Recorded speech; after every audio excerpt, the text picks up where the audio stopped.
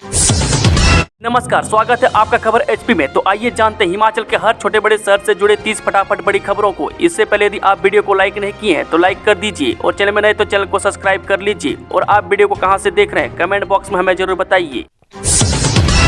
कर्मचारियों को नहीं मिलेंगे अनुबंध सेवाकाल के वरिष्ठता और वित्तीय लाभ विधेयक पेश। हिमाचल प्रदेश में कर्मचारियों को अनुबंध सेवाकाल का वरिष्ठता और वित्तीय लाभ नहीं मिलेगा। वह साल 2003 से यह व्यवस्था लागू होने जा रही है। वह बुधवार को मुख्यमंत्री सुखविंदर सिंह सुक्खू ने इस संदर्भ में सदन के पटल पर हिमाचल प्रदेश सरकारी कर्मचारी भर्ती एवं सेवा की शर्तें विधेयक रखा। वह वीरवार को सदन में चर्चा के बाद यह विधेयक पारित हुआ। इस विधेयक को लाने के पीछे एक प्रमुख चिंता राज्य पर पड़ने वाला संभावित वित्तीय बोझ है। वह अनुबंध सेवाकाल का लाभ देने से कर्मचारी को न केवल अतिरिक्त संसाधनों का भारी आवंटन करना पड़ेगा बल्कि पिछले 21 वर्षों से अधिक समय से वरिष्ठता सूची में भी संशोधन करना पड़ेगा। विधानसभा के बाहर बेरोजगारों का प्रदर्शन, सरकार से मांगी पक्की नौकरी। जी हां, विधानसभा के शीतकालीन सत्र के दूसरे दिन बेरोजगारों ने जोरावर स्टेडियम में युवाओं के साथ प्रदर्शन किया। युवाओं का कहना है कि कांग्रेस सरकार अपने 2 वर्ष के कार्यकाल में रोजगार को लेकर उदासीन रवैया अपनाए हुए हैं। वह सरकार से मांग है कि HPRCA को सुचारू रूप से चलाया जाए। वह जब तक ऑनलाइन पेपर की व्यवस्था नहीं हो जाती तब तक ऑफलाइन पेपर लिए जाए और जो फॉर्म 2022 में भरे गए हैं उनकी परीक्षा कराई जाए तथा कैबिनेट में मंजूर 6500 पदों को भी भरा जाए। 824 करोड़ खर्च कर अफसरों व कर्मियों को संशोधित वेतनमान एरियर की 2 किस्तें अदा। वित्तीय स्थिति मजबूत होते ही दिया जाएगा DA।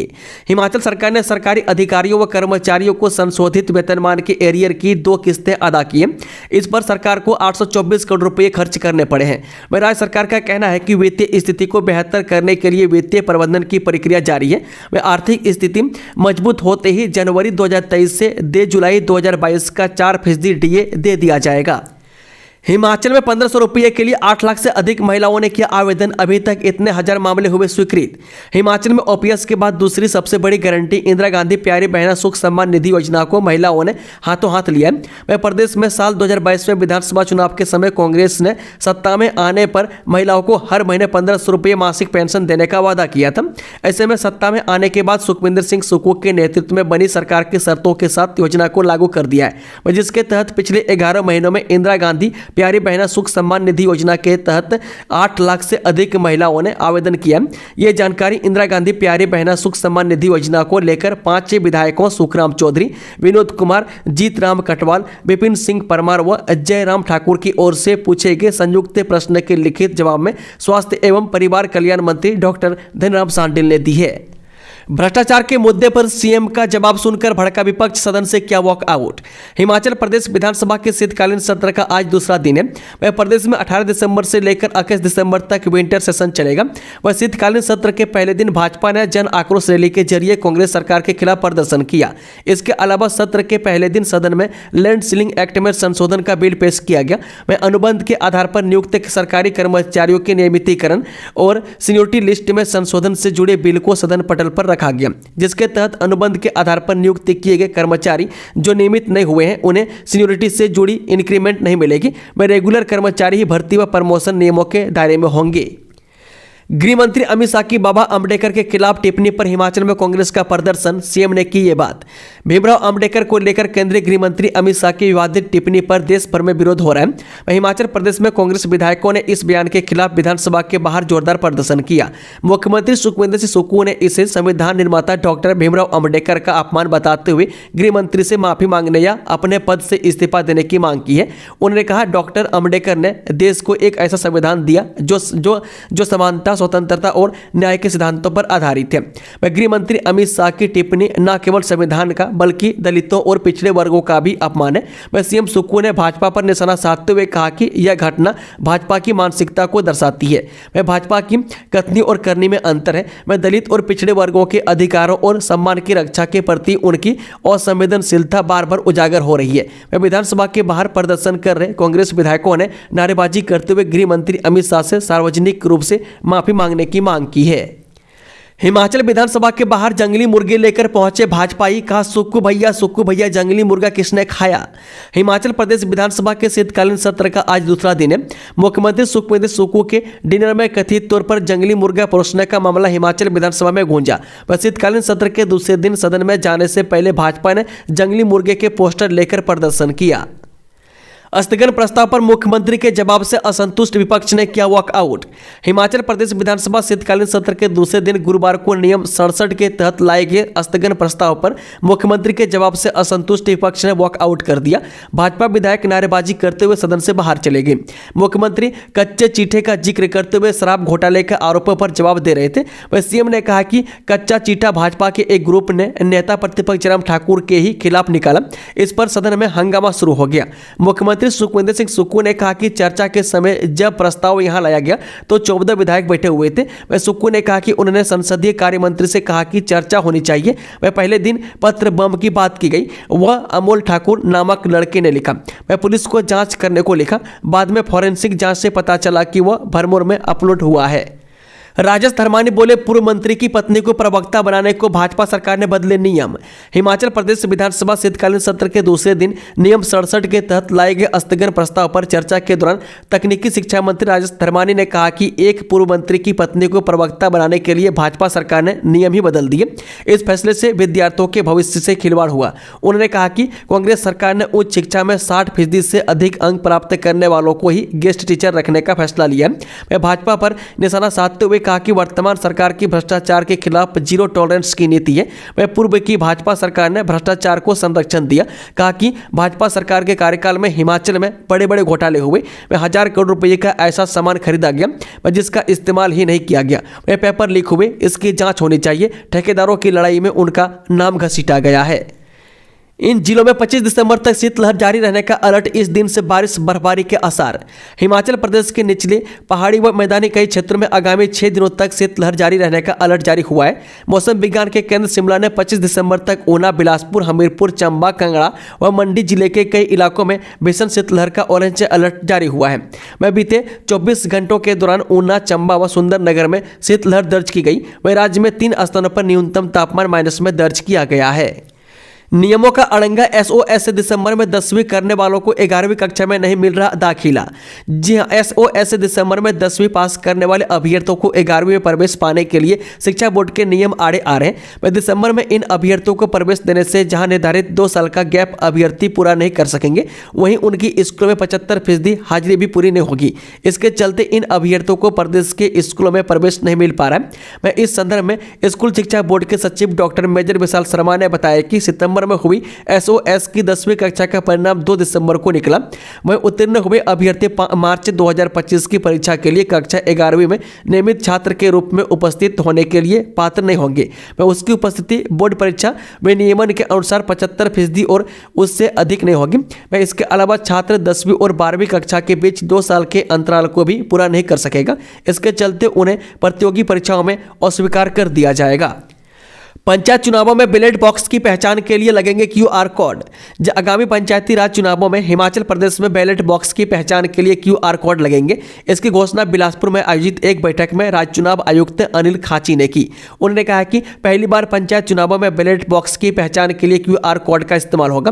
वह खाची बिलासपुर में राज्य चुनाव आयुक्त ने एसडीएम, बीडीओ, पंचायत निरीक्षक के साथ चुनाव की तैयारी को लेकर बैठक कर रहे थे। राज्य चुनाव आयुक्त अनिल खाची ने बिलासपुर में पंचायती राज संस्थाओं और शहरी निकाय चुनावों की तैयारियों के लिए महत्वपूर्ण बैठक की अध्यक्षता की। वह बैठक में उपायुक्त आबिद हुसैन सादिक, एडीसी डॉक्टर निधि पटेल और जिला पंचायत अधिकारी तिलक राज, जिले के सभी एसडीएम, बीडीओ, पंचायत निरीक्षक और शहरी निकाय के अधिकारी ने भाग लिया। वह चुनाव आयुक्त ने सभी अधिकारियों को निष्पक्ष और कुशल चुनाव संचालन के लिए समर्पण के साथ कार्य करने का आह्वान किया है। मंडी शहर में रेहड़ी फेड़ी वालों को लगानी होगी नेम प्लेट, बिना पंजीकरण कारोबार नहीं। हिमाचल प्रदेश के मंडी शहर में बिना पंजीकरण कोई भी व्यक्ति रेहड़ी लगाकर कारोबार नहीं कर सकेगा। इसके साथ ही नगर निगम मंडी ने सभी रेहड़ी धारकों के लिए नाम पट्टिका लगाना अनिवार्य कर दिया है। वह निगम की ओर से 1-2 दिन के भीतर नेम प्लेट वितरित की जाएगी। वह अवैध रूप से रेहड़ी लगाने वालों की पहचान कर उनके खिलाफ नियमानुसार कार्रवाई होगी। वह नगर निगम के पास रेहड़ी धारकों की संख्या 350 थी, लेकिन हाल ही में वेंडिंग जोन में हुए सर्वे के दौरान कई रेहड़ियां ऐसी पाई गई जिनका कोई मालिक ही नहीं है। मैं कुछ रेहड़ी धारक कारोबार नहीं कर रहे थे। मैं इस पर नगर निगम ने करीब 100 लाइसेंस रद्द कर दिए। मैं अब पंजीकृत रेहड़ी धारकों की संख्या 250 रह गई है। अब कांस्टेबलों का होगा राज्य कैडर, पुलिस बोर्ड करेगा भर्ती, विधानसभा में संशोधन विधेयक पेश। हिमाचल प्रदेश में अब कांस्टेबलों का भी जिला के बजाय राज्य कैडर होगा। वह इनकी भर्ती भी अब राज्य कैडर में पुलिस बोर्ड करेगा। वह बुधवार को सदन में इसके लिए हिमाचल प्रदेश पुलिस संशोधन विधेयक 2024 पेश किया गया। इसके पारित होने के बाद अब पुलिस कांस्टेबलों के एक जिले से दूसरे जिले में तबादले किए जा सकेंगे। वह राज्य विधानसभा के शीत सत्र के पहले दिन बुधवार को सदन में मुख्यमंत्री सुखविंदर सिंह सुक्खू ने हिमाचल प्रदेश पुलिस अधिनियम 2007 में संशोधन के लिए एक विधेयक पेश किया। नए संशोधन के लागू होने के बाद गैर राजपत्रित पुलिस अधिकारी यानी कि ग्रेड 2 की भर्ती अब पुलिस भर्ती बोर्ड करेगा। इस श्रेणी में कांस्टेबल और हेड कांस्टेबल आते हैं। यह भर्ती अब राज्य कैडर में भी होगा, जिससे प्रदेश में एक एकीकृत प्रक्रिया सुनिश्चित होगी। वह पुलिस कर्मियों की इन श्रेणियों के लिए जिला और राज्य रोल की आवश्यकता को हटाया जाएगा, जिससे प्रक्रिया सरल होगी। हिमाचल विधानसभा सत्र के दौरान पिछड़े क्षेत्रों में 25,000 से कम जनसंख्या पर भी बनेगा जीप वार्ड संशोधन विधेयक पेश। हिमाचल प्रदेश के पिछड़े क्षेत्रों में अब 25,000 से कम जनसंख्या पर भी जिला परिषद वार्ड बनेगा। इसके लिए पंचायती राज मंत्री अनिरुद्ध सिंह ने बुधवार को सदन में हिमाचल प्रदेश पंचायती राज संशोधन विधेयक 2024 पेश किया। मुख्यमंत्री सुक्खू ने अपने हाल ही के डोडरा कबार दौरे के दौरान यह घोषणा की थी कि डोडरा कबार को अलग से जिला परिषद वार्ड बनाया जाएगा, मगर वहां पर इसके लिए जनसंख्या की शर्त आड़े आ रही थी। इसी के चलते अब नया प्रावधान किया जा रहा है। वर्तमान में अधिनियम की धारा 89 क्लॉज 2 के तहत प्रत्येक जिला परिषद वार्ड के लिए 25,000 लोगों के लिए एक सदस्य निर्धारित की जाती है।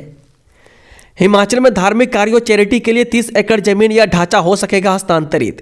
राज्य विधानसभा के शीत सत्र के पहले दिन बुधवार को सदन में राजस्व मंत्री जगत सिंह नेगी ने हिमाचल प्रदेश भू जोत अधिकतम सीमा संशोधन विधेयक 2024 पेश किया। 1972 के लैंड सीलिंग एक्ट में संशोधन के रूप में इस विधेयक को प्रस्तुत करने के बाद यह आज पारित किया जा सकता है। इसके तहत अब धार्मिक और चैरिटी के लिए 30 एकड़ जमीन या भूमि पर बने ढांचे को हस्तांतरित किया जा सकेगा।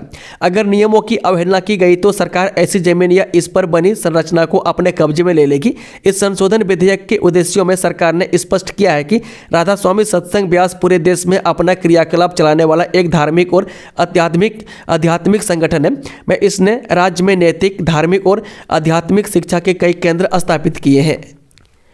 एग्जाम के बाद भी पढ़ाई। हिमाचल में 31 दिसंबर से पहले बंद नहीं होंगे स्कूल, नियम तोड़ने वालों पर होगा एक्शन। 31 दिसंबर से पहले शीतकालीन स्कूलों को बंद करने वाले स्कूलों की खैर नहीं होगी। वह शिक्षा विभाग ने स्कूल प्रबंधन के खिलाफ कार्रवाई की तैयारी कर दी है।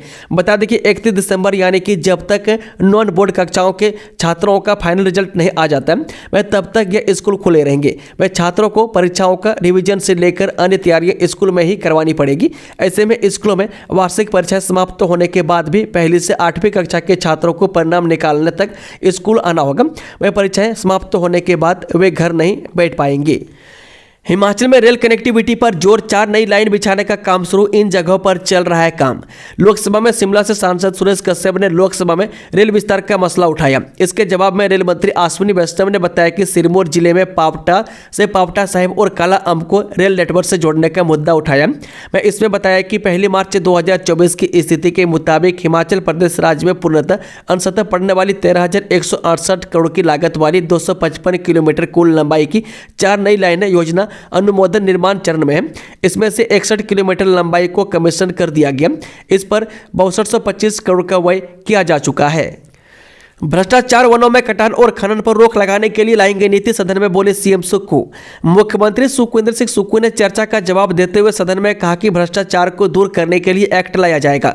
इसके लिए सरकार गंभीरता से सोच रही है और लीगल सुझावों पर विचार किया जा रहा है। इसके तहत चैलेंजाइजेशन के लिए 1500 करोड़ खर्च किए जा चुके हैं और वहां पर खनन व अवैध खनन न किए जाने को लेकर नीति लाई जाएगी। वह सीएम सुक्खू ने कहा कि जंगल कटने की बात सदन में जोर शोर से उठी है। इस विषय को लेकर जंगलों को को खोलने के लिए समय व सिस्टम निर्धारित किए जाने को लेकर काम किया जाएगा। इसके साथ ही उन्होंने कहा कि पेड़ों के कटान को प्रतिबंधित किए जाने पर विचार कर रही है, जबकि उसे कब खोलना है उसका समय भी तय किया जाएगा। मुख्यमंत्री ने कहा कि 19 प्रजातियों के पेड़ों को पूर्व सरकार ने काटने की अनुमति दे दी थी, जिसे अब घटाकर 13 कर दिया गया है। उन्होंने कहा कि भाजपा की ओर से लाए गए प्रस्ताव में उनके नेताओं के खिलाफ अधिकतर मामले सामने आए हैं। उन्होंने कहा कि सरकार पारदर्शिता व जीरो टॉलरेंस के साथ काम कर रही है। उन्होंने भाजपा की चर्चा की कड़ी निंदा की है। ट्रेजरी में फंसे बिल पीडब्ल्यूडी ठेकेदारों की पेमेंट फंसी। हिमाचल में पीडब्ल्यूडी ठेकेदारों का भुगतान करीब 1 महीना गुजर जाने के बाद भी नहीं हो पाया। वह ठेकेदारों के तमाम बिल ट्रेजरी में फंस गए हैं और भुगतान की रकम लगातार बढ़ती जा रही है। वह पीडब्ल्यूडी ठेकेदारों के भुगतान का मुद्दा शीतकालीन सत्र के दौरान विधानसभा में भी सुनाई दिया। वह गौरतलब है कि ट्रेजरी से बिल के हिसाब से ठेकेदारों को भुगतान किया जाता है। वह पीडब्ल्यूडी प्रमुख अभियंता लेटर ऑफ क्रेडिट जारी करते हैं और इस एलओसी के आधार पर ठेकेदारों को ट्रेजरी से भुगतान किया जाता है। वह 21 नवंबर से पहले तक यह भुगतान 3 से 4 दिन के अंतराल में हो रहा था, लेकिन बाद में भुगतान को रोक दिया गया। वह सबसे ज्यादा नाबार्ड के बिल ट्रेजरी में फंसे। वह नाबार्ड में ऋण के माध्यम से प्रोजेक्ट पूरे होते हैं और ठेकेदार काम पूरा करने के बाद पीडब्ल्यूडी के पास से बिल भेजते हैं, जिसकी बारीकी से जांच के बाद विभाग इसे भुगतान के लिए ट्रेजरी को भेज देता है। लेकिन इस बार यह सभी बिल फंस रहे हैं। वह बीते 1 महीने के दौरान 1000 करोड़ रुपए का भुगतान फंसे होने की संभावना जताई जा रही है। वह दिव्य हिमाचल ने ठेकेदारों के बिल फंसने के मामले को सबसे पहले उठाया था। इस दौरान पीडब्ल्यूडी मंत्री विक्रमादित्य सिंह की प्रतिक्रिया भी ली गई थी। वह इसमें उन्होंने भुगतान न होने के पीछे आपदा के समय और भाजपा के कार्यकाल के बिना टेंडर पूरे किए गए कामों को बड़ी वजह बताया था। हालांकि ठेकेदार उनके इस जवाब से पूरी तरह से संतुष्ट नहीं है और अभी भी इस उम्मीद में है कि उनके बिलों का भुगतान जल्द होगा। हिम केयर पर क्या है सरकार का अगला प्लान, कैबिनेट सब कमेटी की बैठक में हुई चर्चा। आयुष्मान भारत एवं हिम केयर योजना के संबंध में गठित मंत्रिमंडलीय उप समिति की बैठक कमेटी के अध्यक्ष एवं डिप्टी सीएम मुकेश अग्निहोत्री की अध्यक्षता में हुई। बैठक में योजना से संबंधित विभिन्न पहलुओं पर चर्चा हुई है। बैठक में समिति ने आयुष्मान भारत के तहत खर्च हुए सारी राशि को केंद्र सरकार द्वारा जारी करने की वकालत की। वह ब्लॉक स्तर पर हेल्थ इंफ्रास्ट्रक्चर को मजबूत करने एवं हिम केयर योजना की कमियों को दूर कर अधिक लोगों को लाभ पहुंचाने के लिए अगली बैठक में प्रारूप तैयार करने के निर्देश दिए। गलती होने पर सीधे अरेस्ट नहीं होंगे पब्लिक सर्वेंट। हिमाचल में राज्य सरकार के अधिकारियों कर्मचारियों की सरकारी काम में लापरवाही या गलती पर पुलिस उन्हें एकदम गिरफ्तार नहीं कर सकेगी। राज्य सरकार ने पब्लिक सर्वेंट के लिए पुलिस एक्ट में संशोधन का प्रस्ताव किया है। इस बिल को विंटर सेशन के पहले दिन विधानसभा में रखा गया। इस संशोधन के जरिए एक्ट की कुल 4 धाराओं में संशोधन किया जा रहा है। इसमें धारा 4, 25, 65 और 95 शामिल है। वह धारा 4 में संशोधन किया जा रहा है कि अब ग्रेड 2 के राजपत्रित पुलिस अधिकारियों की भर्ती स्टेट कैडर में ही होगी। वह धारा 25 में एक संशोधन है कि पुलिस कंप्लेंट अथॉरिटी में नियुक्ति के लिए सेशन जज से अधीनस्थ न्यायालय से भी नियुक्ति की जा सकेगी। बिजली देने को घटाई वार्षिक टैरिफ की डिमांड।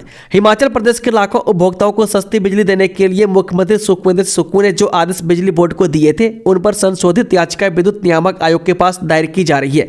वह बोर्ड अपने वार्षिक रेवेन्यू रिक्वायरमेंट की याचिका में 271 करोड़ 69 लाख रुपए की कमी का संशोधित मसौदा विद्युत नियामक आयोग को सौंपने जा रहा है। इस कमी के बाद तय है कि प्रदेश में बिजली के दाम नहीं बढ़ेंगे और अगले साल या तो वर्तमान दरें ही रहेंगी या फिर इसमें से और भी कमी हो सकती है। हालांकि सब्सिडी बंद होने से लोगों को थोड़ा नुकसान जरूर होगा, मगर सरकार नहीं चाहती कि अतिरिक्त रूप से उनको महंगी बिजली दी जाए। वह सूत्रों के अनुसार जो रिवाइज टैरिफ पिटीशन बिजली बोर्ड ने तैयार की है, उसके अनुसार पहले अगले वित्त वर्ष के लिए उसने आयोग को 9242 करोड़ 28 लाख रुपये का प्रावधान करने की मांग की थी। वह एनुअल रेवेन्यू रिक्वायरमेंट के लिए 8970 करोड़ 59 लाख रुपये रखी गई है, जिसमें सीधे 271 करोड़ की कमी कर दी गई है।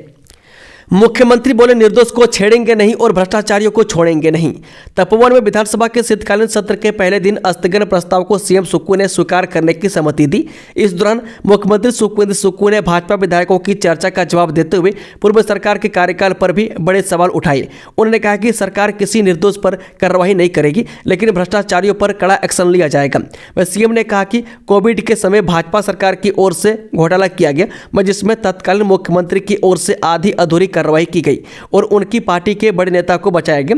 मैं आज वे सदन में भ्रष्टाचार पर चर्चा में सदन में लेकर आए और खुद उन्हीं के नेतृत्व में भ्रष्टाचार के खिलाफ रैली करने के लिए भी चले गए। मुख्यमंत्री ने सदन में उठाए गए 1 करोड़ के करीब राशन गड़बड़ झाले मामले में बोलते हुए कहा कि थोक गोदाम देहरा के साथ 50 उचित मूल्य की दुकानें राशन की सप्लाई के लिए जोड़ी गई है। मैं सरकार के निर्देशों पर देहरा गोदाम में जारी बिलों का निरीक्षण 1 जनवरी 2023 से अक्टूबर तक किया गया।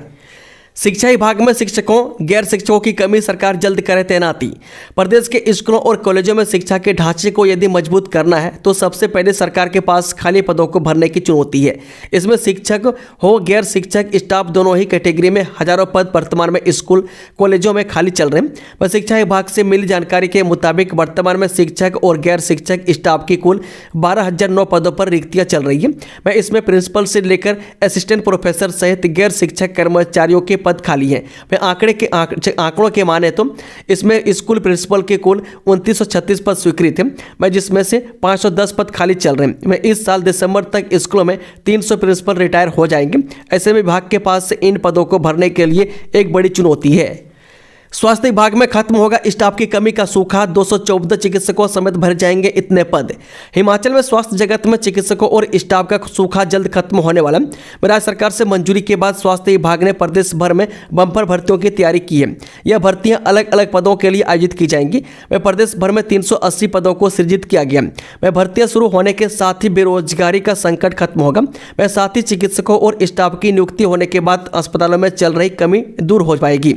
वह स्वास्थ्य विभाग ने जो प्रारूप तैयार किया है उसमें सबसे ज्यादा भर्तियां चिकित्सकों की होंगी। विभाग ने फिलहाल 214 पद सृजित किए। इसके अलावा स्टाफ की बात करें तो 3 मैटर्न, 9 वार्ड सिस्टर, 1 रेडियोग्राफर, 83 स्टाफ नर्सें, 3 MLT ग्रेड 2, 3 OTM, 2 लिपिक, 2 फार्मासिस्ट, 1 सीनियर असिस्टेंट, 1 चालक, 10 चतुर्थ श्रेणी कर्मचारी, 1 माली समेत 2 खंड चिकित्सा अधिकारी, 2 स्वास्थ्य शिक्षक, 4 फिजियोथेरेपिस्ट, 1 आहार विशेषज्ञ, 7 सीनियर रेजिडेंट, 1 डेंटल मैकेनिक और 30 आकस्मिकता चिकित्सक अधिकारी के पद भरे जाने हैं। स्वास्थ्य विभाग ने अलग अलग श्रेणियों में नए पदों का सृजन किया है।